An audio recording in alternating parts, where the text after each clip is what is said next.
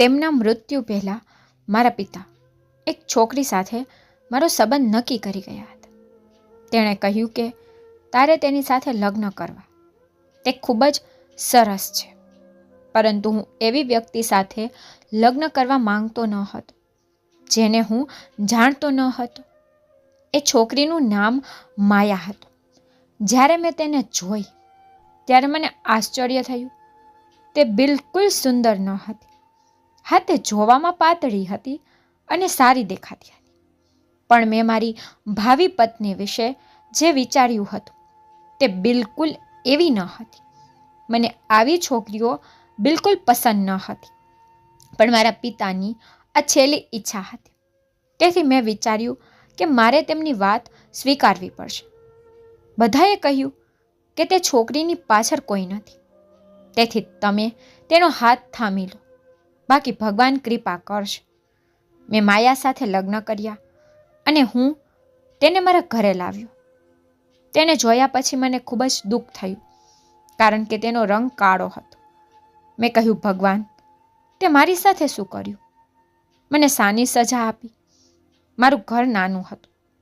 હું એટલો અમીર માણસ ન હતો. મારી એક દુકાન હતી જ્યાં હું કપડાં વહેંચતો હતો. માયા મારી પત્ની બની મારા ઘરે આવી હતી અને હવે અમારે આખું જીવન સાથે પસાર કરવાનું હતું, પણ મારું મન તેના તરફ ન હતું. મેં મારા હૃદયમાં તેમને મારી પત્ની તરીકે માની ન હતી, તેથી જ હું તેનાથી થોડો અલગ રહેતો. પરંતુ તેને પણ આમાં કોઈ સમસ્યા ન હતી. બાકી તે દિલથી ખૂબ જ સારી હતી. આવતાની સાથે જ તેણે આખું ઘર સંભાળી લીધું હતું અને દરરોજ ભોજન પણ બનાવતી. સવારે જ્યારે હું મારી દુકાને જવા લાગ્યો ત્યારે ટિફિન પહેલેથી જ તૈયાર હતું, પરંતુ તેની સાથે તેણે મને બીજું પણ કંઈક આપ્યું. મેં જોયું તો તે નાની ડબ્બી હતી. જ્યારે મેં પૂછ્યું કે તે શું છે, તો તેણે કહ્યું, આ તમારા ખિસ્સામાં રાખો. આનાથી તમે ખૂબ જ ઝડપથી અમીર બની જશો. આ બાબતે હું તેના પર હસવા લાગ્યો, પણ તે બિલકુલ હસતી ન હતી. તેણે કહ્યું કે તમે તેને તમારા ખિસ્સામાં રાખો અને જોતા રહો. તમારા પર પૈસાનો વરસાદ કેવી રીતે થશે. જ્યારે મેં તેને પૂછ્યું કે આ શું મજાક છે, તો તેણે કહ્યું કે જ્યારે તમારા પર પૈસાનો વરસાદ થશે ત્યારે તમને ખબર પડશે કે આ કોઈ મજાક નથી, અને પછી આપણે પણ તેની જરૂર છે. ઘરમાં એવી ઘણી વસ્તુઓ છે જે નથી. હું હાથથી કપડાં ધોઈ શકતી નથી, તેથી મશીન પણ ખરીદવું પડશે અને ફ્રીજ પણ. હું મનમાં વિચારવા લાગ્યો કે મારી પાસે અહીં ઝેર ખાવાના પૈસા નથી, અને આવતાની સાથે જ તે આવી મોટી મોટી વસ્તુઓના નામ લઈ રહી હતી અને મારી પાસે તેની સાથે દલીલ કરવાનો સમય ન હતો. તેથી મેં વિચાર્યું કે હું દુકાન પર જાઉં છું, પછી હું જોઈશ કે કેવી રીતે થાય છે પૈસાનો વરસાદ.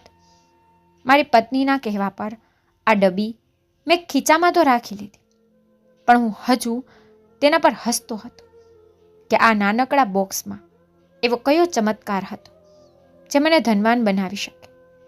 પણ હું વિચારતો હતો કે મારી પત્નીને મારી સાથે મજાક કરવાની શું જરૂર છે? શું તે મારી મજાક ઉડાવતી હતી? હું મારા દુકાનમાં ગયો અને બેસી ગયો. આજકાલ ગ્રાહકોની મોટી કમી હતી.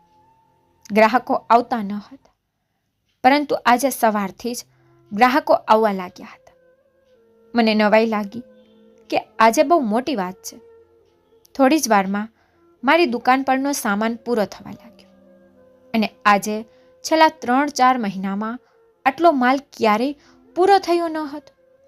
શું મારી પત્નીએ કહ્યું હતું આ તેવું હતું? શું આ તે ડબ્બીનો ચમત્કાર હતો? પણ આ કેવી રીતે થયું? આ એક સંયોગ પર હોઈ શકે, કારણ કે આ દિવસોમાં લગ્નની સિઝન હતી, અને સમજો કે લગ્નની સિઝન ચાલી જ રહી હતી.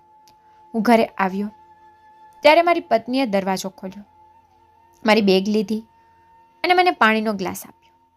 હું જાણતો હતો કે તે મારી સાથે શા માટે સરસ વર્તન કરતી હતી, કારણ કે તે કાળા રંગની છે, અને જો તે મારી સાથે સારી રીતે નહીં રહે તો હું તેને મારા જીવનમાં શા માટે રાખીશ?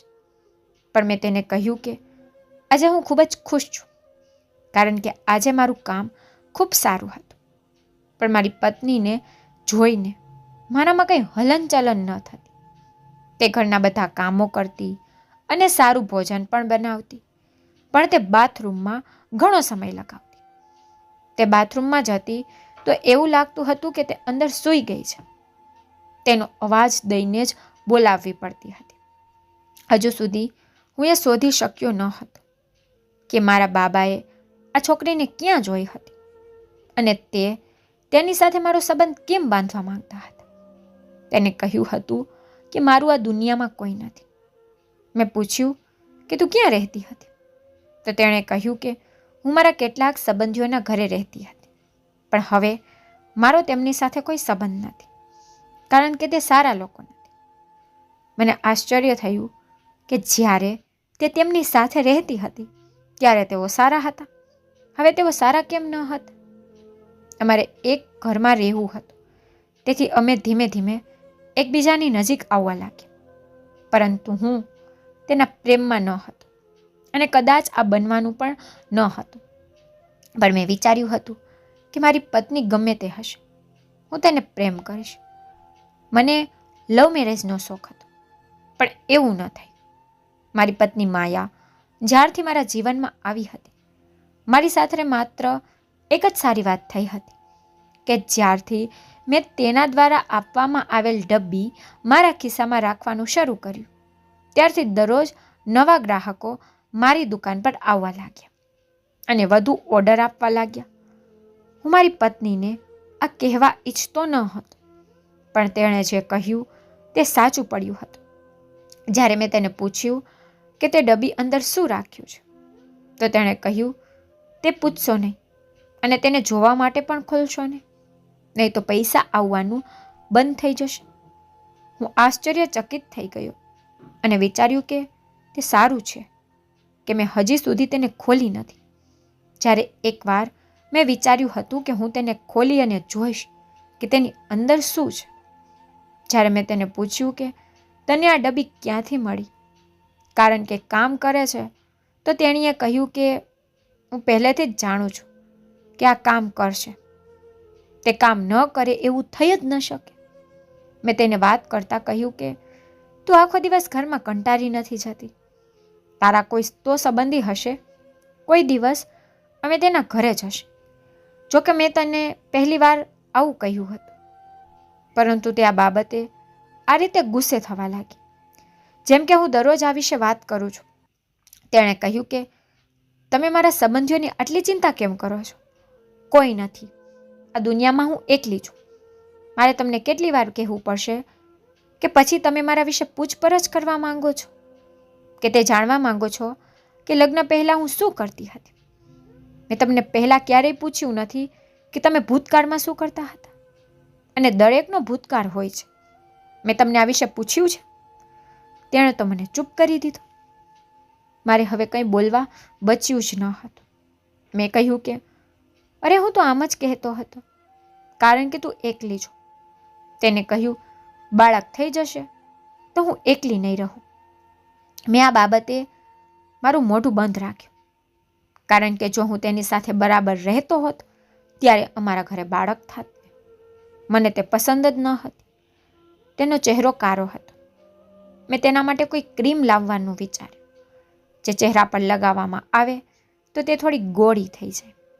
દરેક વ્યક્તિને સુંદર પત્ની જોઈએ છે, અને જો હું આવું ઈચ્છતો હતો કે મારી પત્ની સુંદર હોય તો તેમાં તો કંઈ ખોટું ન હતું. પછી તેને પોતાનું ધ્યાન પણ ન રાખ્યું હતું. તે મારા માટે સારી તૈયાર પણ થતી ન હતી. હું તેને કહેતો હતો કે તેને મારા માટે થોડું તૈયાર થવું જોઈએ, પણ તે કહેતી હતી કે આખા દિવસમાં આટલા બધા કામ હોય છે, તૈયાર થઈ હું કામ કરી શકતી નથી. હું તેનાથી દૂર રહેતો હતો, અને હવે મારું કામ એટલું વધી ગયું હતું કે મારી પાસે સમય ન હતો. એક દિવસ અમે સાથે બેઠા હતા અને મેં તેને મજાકમાં કંઈક કહ્યું, પણ મને ખબર ન હતી કે તે આ વાતને આટલી ગંભીરતાથી લેશે અને ગુસ્સે થઈ જશે. મેં તેને કહ્યું કે આ ડબ્બી તે મને આપી છે, જેના કારણે ખરેખર પૈસા આવી રહ્યા છે. હવે મને એવી ડબ્બી આપ જેના કારણે હું ફરીથી લગ્ન કરી શકું. મેં આ વિશે વાત કરી અને હું હસવા લાગ્યો. પણ તે જોઈને મને આશ્ચર્ય થયું કે મારી પત્ની ઊભી થઈ અને ક્યાંક ગઈ. તે એવી રીતે ગઈ કે જાણે તે કંઈક લેવા ગઈ હોય, પણ પાછી ન આવી. મને લાગ્યું કે તે ગુસ્સે છે. હવે મને તેને મનાવી પડશે. પરંતુ થોડા સમય પછી તે પાછી આવી અને તેના હાથમાં કંઈક હતું. તેને કહ્યું, તમે તમારા બંને હાથ આગળ કરો. જ્યારે મેં મારા બંને હાથ આગળ કર્યા તો તેણે મારા હાથમાં પણ કંઈક મૂક્યું અને કહ્યું, આ તમારા ખિસ્સામાં રાખો અને તેને ખોલશો નહીં. તમારી ઈચ્છા પૂર્ણ થશે. હું હેરાન હતો. તે પણ એક ડબ્બી હતી. મેં કહ્યું, અરે હું તો મજાક કરતો હતો, તું તો ખરેખર ગંભીર બની ગઈ છો. તેને કહ્યું, તમારે ફરીથી લગ્ન કેમ કરવા છે? તે અમારા ધર્મમાં નથી. પણ પછી એવા લોકો પણ છે જેઓ બીજી વાર લગ્ન કરવા માંગે છે. કાયદા પ્રમાણે તેની એક જ પત્ની હોય છે, પરંતુ રિવાજો અને પરંપરાઓ અનુસાર જો તમે બીજી પત્નીને તમારી સાથે રાખી શકો તો તમારે બીજી પત્ની લાવવી જોઈએ. મેં કહ્યું, અરે ના, હું તો આમ જ કહેતો હતો. જ્યારે હું નર્વસ થઈ ગયો ત્યારે તેણીએ કહ્યું, ના, તમારે નર્વસ થવાની જરૂર નથી. તમે જે કહ્યું તે મેં કર્યું. તમે મારા પતિ છો. તમારી ખુશી મારા માટે એક પૂજા સમાન છે. તમે ખુશ તો હું પણ ખુશ થઈશ. પતિ ભગવાન છે.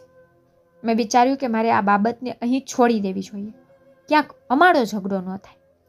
તેથી હું તે ડબ્બી ત્યાં જ મૂકીને ઊભો થયો. પણ જ્યારે સવાર પડી ત્યારે મારી પત્નીએ મારા ખિસ્સામાં તે ડબ્બી નાખી અને મને ત્યારે ખબર પડી જ્યારે મેં ખિસ્સામાં હાથ નાખ્યો. વિચારવા લાગ્યો કે તે માત્ર ગુસ્સે થાય છે. તેથી મેં પણ તે ડબ્બી મારા ખિસ્સામાં રાખી હતી, કારણ કે પહેલાંની ડબ્બી રાખવાથી મને ફાયદો થયો હતો. કોણ જાણે કંઈક એવું બની જાય કે મને ખરેખર ખબર પડી જાય કે મારી પત્ની ચોક્કસપણે કંઈક કરે છે. કારણ કે મને પણ નવાઈ લાગી કે આ બધું કેવી રીતે થઈ રહ્યું હતું. હું મારી દુકાને બેઠો હતો. મારી દુકાનમાં હવે એટલી ભીડ થઈ ગઈ હતી કે મેં એક છોકરાને રાખ્યો હતો. હું તો પોતે આરામથી બેસીને ચા પીતો હતો. ત્યારે મારો એક મિત્ર આવ્યો. તેનું નામ આકાશ હતું. તે ખૂબ જ સરસ વ્યક્તિ હતો. તે આવીને મારી પાસે બેઠો. મેં કહ્યું, શું વાત છે? તું તો ઘણા સમય પછી આવ્યો છો. તું ચિંતિત લાગે છે. તેણે કહ્યું, હા, એક મોટી સમસ્યા છે. આ સમસ્યામાંથી કેવી રીતે બહાર નીકળવું ને તે સમજાતું નથી. મેં કહ્યું, તું મારો મિત્ર છે, બોલ શું વાત છે. હું તને મદદ કરવાનો પ્રયત્ન કરીશ. પછી તેણે કહ્યું, હા, તું મને મદદ કરી શક્યો હોત, પણ તું તો પરણિત છો. મેં કહ્યું, તારો મતલબ શું છે? શું હું લગ્ન કરેલો હોઉં તો તને મદદ ન કરી શકું? અરે મને કે, જો તને પૈસાની જરૂર હોય તો આ દિવસોમાં ભગવાનનો મહાન આશીર્વાદ છે. મારી પાસે ઘણા પૈસા છે. તેણે કહ્યું, તું મારી બહેન પૂજા વિશે જાણે છે ને? મેં કહ્યું, હા, તે તારી બહેન છે. તે તેના લગ્ન કરાવ્યા હતા. શું તે ખુશ નથી? તેનો પતિ પરેશાન કરે છે. તો તેને માથું નમાવીને કહ્યું, તેનો પતિ આ દુનિયા છોડી ચાલ્યો ગયો છે. તેમનું અવસાન થઈ ગયું છે. તેની વાત સાંભળીને મને ખૂબ જ આશ્ચર્ય થયું. મેં કહ્યું, દોસ્ત, તે મને કહ્યું પણ નથી. તેને કહ્યું, પૂજાની હાલત બહુ ખરાબ છે. તે આખો દિવસ રડતી રહે છે. બરાબર ખાતી કે પીતી પણ નથી. તેને 2 વખત આત્મહત્યાનો પ્રયાસ કર્યો છે. આ સાંભળીને મને ખૂબ જ આશ્ચર્ય થયું. મેં કહ્યું, શું સ્થિતિ એટલી ખરાબ થઈ ગઈ છે? મારા મિત્રએ કહ્યું કે હા, તે ખૂબ જ ખરાબ હાલતમાં છે. જો તે બંને સમયે હું સમયસર ન પહોંચ્યો હોત તો ઘણું મોડું થઈ ગયું હોત. પણ હું હજુ પણ ચિંતિત છું. જ્યારે હું ઘરની બહાર નીકળું છું ત્યારે મને ચિંતા થાય છે કે તે કંઈ કરી ન લે. ડૉક્ટર કહે છે કે જો તમે તેના લગ્ન કરી દો તો તેની હાલત બરાબર થઈ શકે છે. પણ એક વિધવા સાથે આ સમાજમાં કોણ લગ્ન કરે છે? મેં પણ કંઈક કહ્યું નહીં, કારણ કે મામલો એવો જ હતો. તે ત્યાં જ બેઠો હતો જ્યારે તેના ફોન પર કોલ આવ્યો અને કોલ સાંભળીને તે પરેશાન થઈ ગયો. તેણે કહ્યું કે મારી સાથે આવ. તેને ફરીથી આત્મહત્યા કરવાનો પ્રયાસ કર્યો છે. હું તરત તેની સાથે ગયો. તે મારો ખૂબ સારો મિત્ર હતો. તેણે ખરાબ સમયમાં મારો ઘણો સાથ આપ્યો હતો. પણ હવે આ બિચારાનો ખરાબ સમય ચાલી રહ્યો હતો. જ્યારે અમે ઘરે પહોંચ્યા તો પૂજા રૂમમાં હતી. હું બહાર બેઠો અને તે રૂમની અંદર ગયો. તેણે કહ્યું કે તેની હાલત ખૂબ જ ખરાબ છે અને રડવા લાગ્યો. મેં તેના ખંભા પર હાથ મૂક્યો ત્યારે તેણે મારો હાથ પકડી લીધો. તેને કહ્યું, તું મને મદદ કર અને મારી બહેન સાથે લગ્ન કર. મેં કહ્યું કે મેં તને કહ્યું છે ને કે હું પરિણીત છું. હું તારી બહેન સાથે કેવી રીતે લગ્ન કરી શકું? તેણે કહ્યું, બસ તું મારી બહેનને કહેતો નહીં કે તારા પહેલાં લગ્ન થઈ ગયા છે. તું તેની સાથે લગ્ન કરી લે. તેની માંગમાં સિંદૂર ભરી દે, ગળામાં મંગળસૂત્ર પહેરાવી દે. તે રિવાજો અને પરંપરાઓ અનુસાર તે તારી પત્ની પણ બની જશે. તો પછી તેને આ કહેવાની જરૂર નથી. જ્યારે તે સારી થઈ જાય ત્યારે તેને કહેજે કે તું પહેલેથી જ પરિણીત છો. પરંતુ જો તે અત્યારે મદદ નહીં કરી તો મોટી દુર્ઘટના થશે. કોઈ વ્યક્તિ 3 વખત આત્મહત્યા કરવાનો પ્રયાસ કરે છે. દરેક વખતે તેનું નસીબ સારું ન હોઈ શકે. હું તેને કેટલી વખત બચાવું. મારા મિત્રની આવી હાલત જોઈને મને ખૂબ જ ખરાબ લાગ્યું, કારણ કે તે ખૂબ જ સરસ અને ખુશ રહેવાવાળો વ્યક્તિ હતો. પણ આજે તેનો સમય ખૂબ જ ખરાબ હતો. મેં કહ્યું, ઠીક છે, હું તને મદદ કરવા તૈયાર છું. તું જા અને એક પૂજારીને લઈને લગ્નની તૈયારી કર. તેણે કહ્યું કે ભગવાન તારું ભલું કરશે. મેં કહ્યું, હા હા ઠીક છે. અને અમે એ જ દિવસે લગ્ન કરી લીધા. જ્યારે હું તેની બહેન પૂજા સાથે ફેરા ફરતો હતો ત્યારે તે ઘૂંઘટમાં હતી. પણ હું વિચારતો હતો કે આ બધું મારી પત્નીએ આપેલી ડબ્બીના કારણે થયું છે. કારણ કે આજે મેં તે મારા ખિસ્સામાં મૂકી અને મેં મજાક કરી હતી. મેં કહ્યું કે હું ફરીથી લગ્ન કરવા માંગુ છું અને હું બીજી વાર લગ્ન કરી રહ્યો હતો. આ સમયે મારા લગ્ન થતા હતા, પણ તે ડબ્બીની અંદર એવી કઈ વસ્તુ રાખતી હતી જેથી મારી બધી ઈચ્છા પૂરી થતી હતી. હું મારી પત્નીથી ડરતો હતો. મને ડર લાગતો હતો કે જો તેને ખબર પડી કે મેં કોઈ બીજા સાથે લગ્ન કર્યા છે તો તે શું કરશે. અને બીજો ડર એ હતો કે જો તે આ રીતે વસ્તુઓને પોતાની બનાવી શકે છે તો તે બદલામાં મારી સાથે કંઈક ખરાબ પણ કરી શકે છે. મારા મિત્રએ કહ્યું કે હવે તારે થોડો સમય અહીં જ વિતાવવો પડશે. મારી બહેનને ખબર ન પડે કે તે મજબૂરીમાં લગ્ન કર્યા છે. તું જા, તે અંદર બેઠે છે. થોડી વાર તારી પત્ની સાથે બેસ અને પછી કોઈ બહાનું કાઢીને ચાલ્યો છે. મેં તારું જીવન થોડું મુશ્કેલ બનાવ્યું છે, પણ હું બીજા કોની મદદ માંગી શકું? મેં કહ્યું, હું નાનો બાળક નથી. તમે મને આ બધું કરવા દબાણ કર્યું નથી. અને પછી ભગવાન બધું સારું કરશે. અમારી સાથે બધું સારું થઈ જશે. હું જ્યારે પણ આકાશના ઘરે જતો તો પૂજા પણ ત્યાં ફરતી રહેતી. મેં તેને જોઈ હતી. તે ખૂબ જ સુંદર હતી. તે બિલકુલ એવી જ છોકરી હતી જે મને જોતી હતી. પણ કારણ કે આકાશ મારો મિત્ર હતો અને હું નહોતો ઈચ્છતો કે અમારી મિત્રતા બગડે, તેથી મેં પહેલાં ક્યારેય તેની સાથે પૂજા વિશે વાત કરી ન હતી અને તે પણ ક્યારેય મારી તરફ આવી ન હતી. ત્યારે આકાશે કહ્યું કે મારા લગ્ન થયા તે પહેલાં જ તેણે પૂજાના લગ્ન કરાવી દીધા છે. તેથી મેં પૂજા વિશે વિચારવાનું બંધ કરી દીધું હતું. પરંતુ હવે જો આજે તે મારી પત્ની હતી તો આજનો દિવસ મારા જીવનનો સારો દિવસ હતો, કારણ કે તે ખૂબ જ સુંદર હતી. પૂજાના રૂમમાં હજુ જવાનો જ હતો કે મેં વિચાર્યું હું મારી પત્નીને ફોન કરી લઉં છું. જ્યારે મેં તેને ફોન કર્યો તો તેને થોડી વાર પછી ફોન ઉપાડ્યો. મેં પૂછ્યું કે તું શું કરે છે? તેણીએ કહ્યું કે હું રસોઈ બનાવું છું. તમે ક્યારે આવશો? મેં કહ્યું, આજે મને મોડું થશે. દુકાનમાં ઘણું કામ છે. તેથી તેણે કહ્યું કે કોઈ વાંધો નથી, પણ આપણે રાતે સાથે જમશું. મેં કહ્યું, હા, હું રાત્રે આવીશ, કારણ કે હવે બપોર થઈ ગઈ હતી. મને પણ ખૂબ જ ખરાબ લાગતું હતું. આ મારી પત્ની સાથે અન્યાય થયો કે મેં તેને જાણ કર્યા વિના બીજી વાર લગ્ન કરી લીધા. અને હવે હું તે છોકરીના રૂમમાં જતો હતો.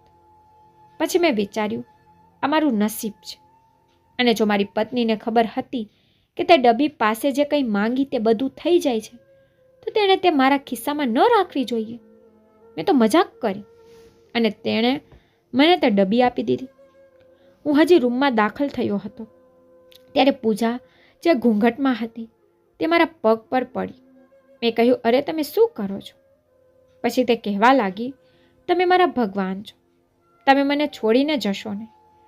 હું સમજી ગયો કે તે હજી પણ શોખમાં છે. મેં કહ્યું, હા, હું ક્યારેય છોડીશ નહીં. તું આમ કેવી રીતે બેસી ગઈ? મેં તેને પકડીને બેડ પર બેસાડી. મેં કહ્યું, તે તારી કેવી હાલત કરી નાખી છે, અને હવે હું અહીં છું, બધું સારું થઈ જશે. તેણીએ કહ્યું, હા, હું જાણું છું કે તમે અહીં છો તો બધું સારું થઈ જશે. મેં જોયું કે તેનો હાથ ખૂબ જ ગોરો હતો. ત્યારે મને મારી પત્નીનો વિચાર આવ્યો, જેના હાથ ખૂબ કાળા હતા. મેં મનમાં કહ્યું, હે ભગવાન, તમે મારા પર કૃપા કરીને બહુ સારું કર્યું છે. આ છોકરી ખૂબ જ સુંદર અને ગોળી હતી. હું તેની સામે બેઠો અને મેં કહ્યું, શું હું તારો ઘૂંઘટ ઉપાડી શકું? કારણ કે તે થોડી ચિંતામાં હતી. તેણે હમણાં જ આત્મહત્યા કરવાનો પ્રયાસ કર્યો હતો. તેથી જ મેં પૂછ્યું. તેણે કહ્યું, હા, કેમ નહીં? અને મેં તેનો ઘૂંઘટ ઉચક્યો કે તરત જ મારા પગ નીચેથી જમીન સરકી ગઈ. કારણ કે તે બીજી કોઈ નહીં પણ મારી પત્ની હતી. તે માયા હતી, પણ ખૂબ જ ગોરી અને સુંદર દેખાતી હતી. એવું લાગતું હતું કે કદાચ તેણીએ વધુ પડતો મેકઅપ કર્યો હતો. પરંતુ હું તેને જોઈને સંપૂર્ણ આશ્ચર્યચકિત થઈ ગયો. મેં કહ્યું, તું અહીં શું કરે છે? અને તેણે કહ્યું, તમે શું કરો છો અહીં? એક પત્ની હોવા છતાં તમે બીજા લગ્ન કરી રહ્યા છો? મેં કહ્યું, પણ આ તો પૂજા, અરે પૂજા છે. આ ખૂબ જ ખરાબ પરિસ્થિતિમાં હતી. તેનો ભાઈ મારી દુકાને આવ્યો અને મને લગ્ન કરવાનું કહ્યું, એટલે મેં લગ્ન કરી લીધા. હું એવું બોલી રહ્યો હતો કે જાણે કોઈ નાનું બાળક ભૂલ કરે અને મૂર્ખ જેવી વાતો કરતો હોય. અને મારી પત્ની મારી સામે એવી આંખોથી જોઈ રહી હતી જેમ તે મને ક્યારેય માફ નહીં કરે. તે પછી મારી પત્નીએ એવું કામ કર્યું કે હું આશ્ચર્યચકિત થઈ ગયો. તેણે નજીકમાં રાખેલ ભીનું કપડું લીધું અને તેના મોં પર મારવાનું શરૂ કર્યું. મેં વિચાર્યું કે તેનો બધો મેકઅપ ઉતરી જશે, પણ મને એ જોઈને નવાઈ લાગી કે તેના ચહેરા પર કોઈ મેકઅપ ન હતો. મતલબ કે મારી પત્ની ખરેખર સુંદર હતી, પણ જ્યારે તે મારી સાથે રહેતી હતી ત્યારે તે કાળી બનીને કેમ રહેતી હતી? પછી તે બાથરૂમમાં ઘણો સમય વિતાવતી અને જ્યારે પણ અમે નજીક આવતા તો તે રૂમની લાઇટ બંધ કરી દેતી. કોઈ પણ રીતે અમે એકબીજા સાથે એટલા મળ્યા પણ ન હતા. થોડીવાર પછી મારો મિત્ર અંદર આવ્યો અને મેં કહ્યું, આ બધું તે કર્યું છે? તે કહ્યું હતું કે તારી બહેન મુશ્કેલીમાં છે અને તે મારી જ પત્ની સાથે મારા લગ્ન કરી દીધા અને મને મુશ્કેલીમાં મૂકી દીધો. તેને કહ્યું, તારી પત્નીએ મને સારા પૈસા આપ્યા, તેથી મને જે પણ કહેવામાં આવ્યું તે મેં કર્યું. કારણ કે હું મુશ્કેલીમાં હતો, કારણ કે મારે કોઈની લોન ચૂકવવાની હતી. પરંતુ પૂજાની વાત સાવ ખોટી હતી. તે તેના પતિ સાથે તેના સાસરે રહે છે. તે ખૂબ જ સુખી જીવન જીવી રહી છે અને ખૂબ જ ખુશ છે. મારું કામ અહીં પૂરું થયું, હું જાઉં છું. મારી પત્ની પણ ત્યાંથી નીકળી ગઈ અને કદાચ ઘરે ગઈ. હવે મને બીક લાગતી હતી કે હું ઘરે જઈશ તો શું થશે, પણ મારા દિલમાં એટલા બધા પ્રશ્નો હતા કે મારે ઘરે જઈને મારી પત્નીને પૂછવું પડ્યું કે તે આ બધું કેમ કર્યું. રાત્રે હું ઘરે આવ્યો ત્યારે સામે મારી પત્ની બેઠી હતી. મેં કહ્યું, તે આ બધું કેમ કર્યું? તે મારી આવી પરીક્ષા કેમ કરી? તું મારી પરીક્ષા કરવા માંગતી હતી? તેને કહ્યું, હા, મારે તમારી પરીક્ષા કરવી હતી અને તમે તેમાં ફેલ થયા છો. હું કોઈ સામાન્ય છોકરી નથી. તમારા પિતાએ તમારા લગ્ન મારી સાથે કર્યા છે. મારા માતા પિતા ક્યાં છે? મારા સંબંધીઓ ક્યાં છે? અને તે ડબ્બીમાં શું છે? અને પછી હું પોતે તમારી સામે પૂજા બનીને કેમ બેઠી હતી? હું વિચારવા લાગ્યો કે આ કેવી છોકરી છે. મારી પત્નીએ કહ્યું કે તે બહુ મોટા માણસની દીકરી છે. તેમના પિતા ખૂબ જ બીમાર હતા અને કુટુંબની સંપત્તિ એટલી હતી કે સંભાળ રાખવા વાળું કોઈ ન હતું. મરતી વખતે તેના પિતાએ મારા પિતા સાથે વાત કરી હતી અને નક્કી કર્યું હતું કે અમે અમારી દીકરીના લગ્ન તમારા દીકરા સાથે કરાવીશું, કારણ કે મારા પિતા ખૂબ જ પ્રામાણિક માણસ હતા અને સમગ્ર વિસ્તારમાં તેના કરતાં વધુ પ્રામાણિક માણસ કોઈ ન હતો. મારા પિતાએ કહ્યું કે મારા માટે જે છોકરો પસંદ કર્યો છે તે એકદમ સારો છે અને મને કોઈ એવી વ્યક્તિની જરૂર હતી જે મને પ્રેમ કરે, મારી સાથે દગો ન કરે, જે લોભી ન હોય અને જેના હાથમાં અમે અમારી સંપત્તિ આપી શકીએ, કારણ કે આ પહેલાં પણ મારી સાથે દગો થયો હતો. મારા પિતાજીએ એક છોકરા સાથે સંબંધ બાંધવાનું નક્કી કર્યું હતું, પણ તે ખૂબ જ લોભી હતો અને મારા હૃદયમાં એ વાત વસી ગઈ હતી કે મારે મારા જીવન વિશે નિર્ણય લેતા પહેલાં ખૂબ જ કાળજીપૂર્વક વિચારવું પડશે. હું કોઈ પણ વ્યક્તિ પર આ રીતે વિશ્વાસ કરી શકતી નથી અને એટલું જ ન હતું. પહેલી વાત તો આ દુનિયામાં મારું કોઈ ન હતું અને હું ઘણી અમીર પણ હતી.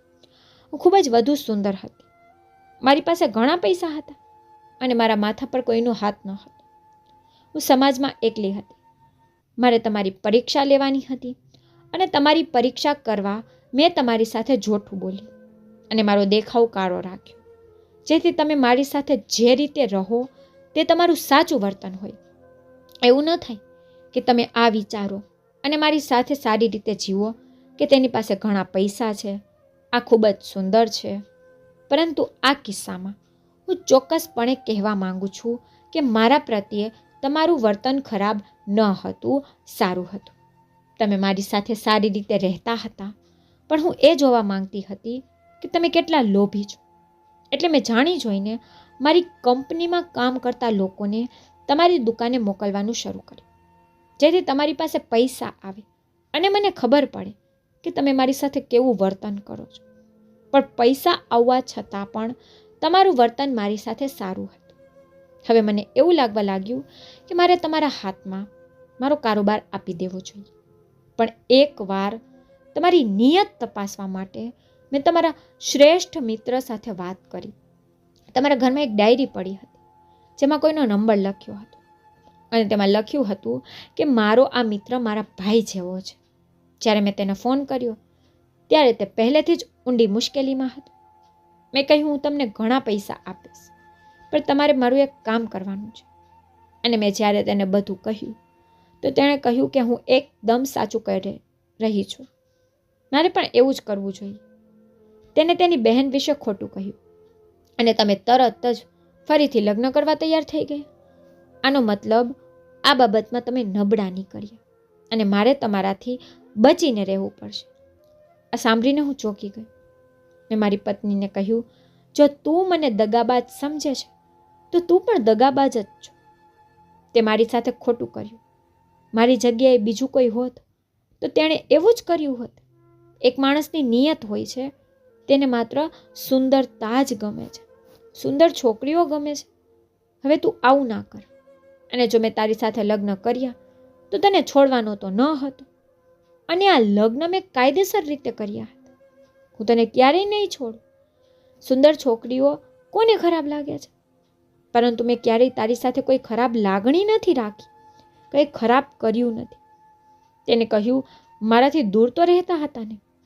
મેં કહ્યું, હા હું માનું છું, પણ હવે તું મને છોડીશ નહીં. શું હું તારી સાથે ખરાબ હતો? હું પરીક્ષામાં નાપાસ થયો છું. આ બાબતે તે મૌન બની ગઈ. તેણે કહ્યું કે ના, તમે નાપાસ થયા નથી, કારણ કે આવા લોકો પણ છે આ દુનિયામાં. તમારા કરતાં પણ ખરાબ લોકો છે. પરંતુ હું તમને કહું છું કે મારું કામ છે કંપની છે. એ મારા પિતા અને દાદાની મહેનત છે. અમે એ વ્યવસાય માટે ઘણું બલિદાન આપ્યું છે અને અનેક લોકોનું બલિદાન આપવામાં આવ્યું છે. અમે તેને કોઈના હાથમાં આપી શકતા નથી અને હું એકલી બધું સંભાળી શકતી નથી. મેં કહ્યું, મારાથી જેટલું થશે હું તેટલું જ કરીશ અને હું આ કારોબારને મારો કારોબાર સમજીને અને તમારા પૂર્વજોની મહેનતને મારી પોતાની મહેનત ગણીને કામ કરીશ. મારી પત્નીએ કહ્યું કે ઠીક છે, જો તમે કંઈ ખોટું કર્યું તો તમને માફ કરવામાં આવશે નહીં. મારી પત્નીએ તો સીધી જ વાત કરી હતી. તે જે પણ બોલતી હતી તે સીધી જ બોલતી હતી. સાચું હતું. મારી પત્ની કોઈ સામાન્ય છોકરી ન હતી. તે આ શહેરની ખૂબ જ અમીર છોકરી હતી અને ખૂબ મોટા પરિવારની હતી. તેથી જ્યારે મેં તેને પૂછ્યું કે તેના પરિવારના સભ્યો ક્યાં છે, તો તે કહેતી હતી કે મારું આ દુનિયામાં કોઈ નથી. તે ખોટું બોલતી હતી. હું હજી પણ આ હકીકતથી આશ્ચર્યચકિત છું. તેણે મને ઘણું ખોટું કહ્યું હતું. તે મારી પાસેથી આટલી મોટી પરીક્ષા લઈ રહી હતી અને મને તેની ખબર પણ ન હતી. આ પછી મેં મારી દુકાન વહેંચી દીધી અને ઘર પણ વહેંચી દીધું અને અમે એક મોટા બંગલામાં રહેવા લાગ્યા અને તેણે અને મેં સાથે મળીને તેનો બધો બિઝનેસ મેનેજ કરવાનું શરૂ કર્યું. અને હું એ વાતથી સૌથી વધુ ખુશ હતો કે મારી પત્ની ખૂબ જ સુંદર છે. હવે તે પણ મારી તરફ આગળ વધી રહી હતી અને અમારું જીવન ખૂબ જ સારું હતું. અમે એકબીજાને ખૂબ પ્રેમ કરતા હતા.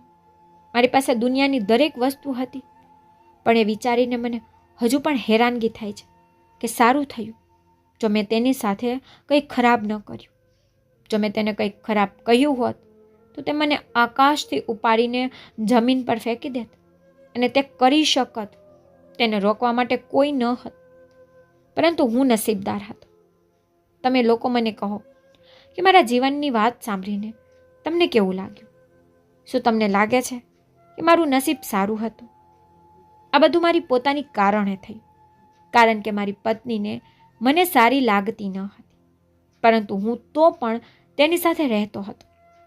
મેં તેના પર ક્યારેય હાથ ઉપાડ્યો ન હતો અને ના કોઈ ખરાબ વાત કહી હતી.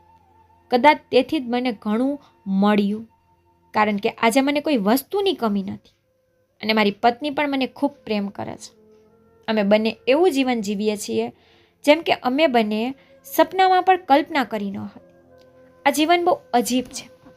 એટલે જ હું તમને મારા જીવનની કહાનીમાંથી સમજાવવા માંગુ છું કે ભગવાને તમારા માટે જે વિચાર્યું છે તમે તેમાં ખુશ રહો અને જે આપ્યું છે તેને કબૂલ કરો. બની શકે છે તે વસ્તુમાંથી તમારું આખું જીવન બદલાઈ જાય, જેમ કે મારી સાથે થયું.